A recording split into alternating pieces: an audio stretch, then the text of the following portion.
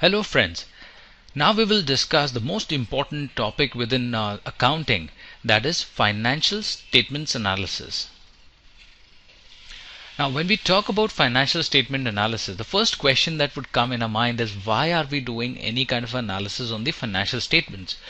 There's a very clear objective related to this analysis.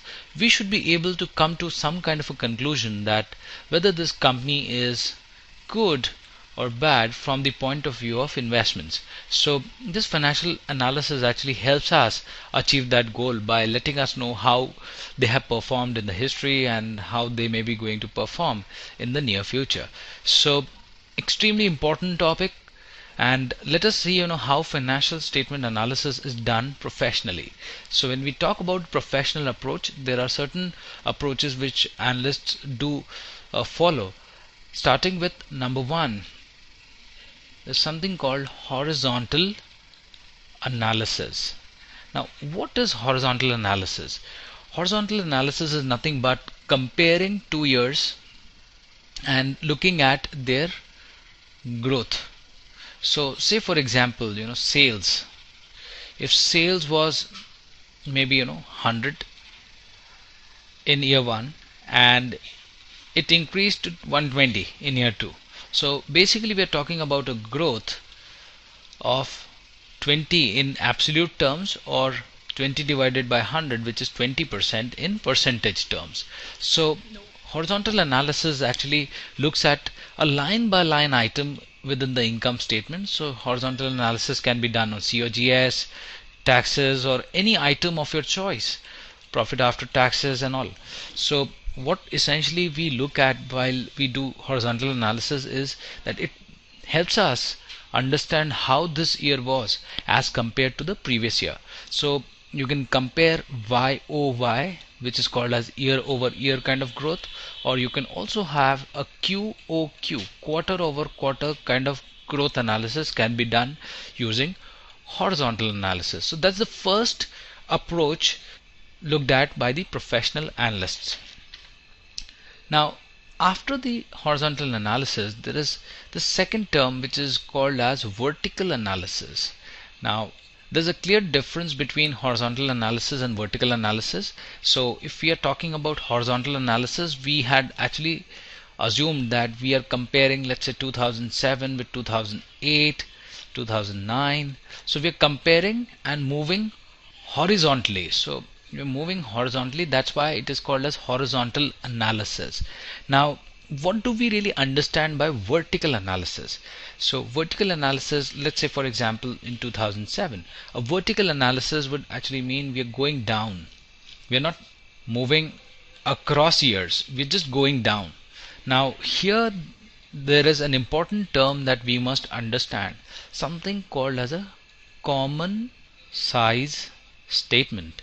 When we talk about vertical analysis, we are essentially saying that we are talking about common size statements.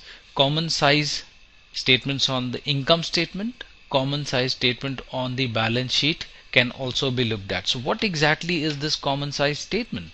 So let's kind of discuss this and see what it means. So let us now look at how common size statement can be made for the income statement. So if you look at the income statement format, it starts with sales, then we have the cost of goods sold, then we get the gross profits, finally we have the SG&A expense. So there are there are many expenses, and finally we come to the net income. So common size statement for an income statement would mean that we'll divide each and every line item which is mentioned here by sales.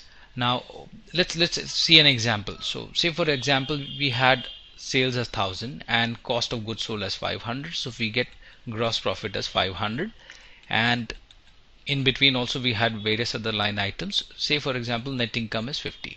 So a common size statement for this year, so this was 2007, this would be 1000 divided by 1000. This would mean every line item should be divided by sales.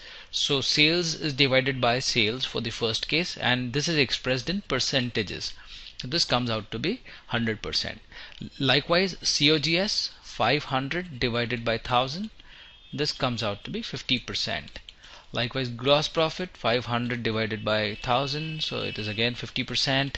And we do this for all the line items in between and come to the net income, 50 divided by 1000, so this is 5%. So we do this for not only 2007, which is the first year, but maybe for other years as well, 2008, 9 and 10. So the primary reason for doing this vertical analysis is that we are able to identify certain trends, and these trends could be increase or decrease in gross profit margins, or maybe net income margins, or maybe costs may have increased or decreased. So we'll look at one of the examples to really understand how this works. But broadly speaking, it helps us in identifying the trends and also helps us in identifying certain issues within the income statement. Likewise, when we talk about vertical analysis for income statement, we can actually create a vertical analysis for the balance sheet as well. So what will be the balance sheet common size statement? Balance sheet common size statement would be divide each item by the total assets, which is the denominator, total assets. So say for example you divide cash item by total assets.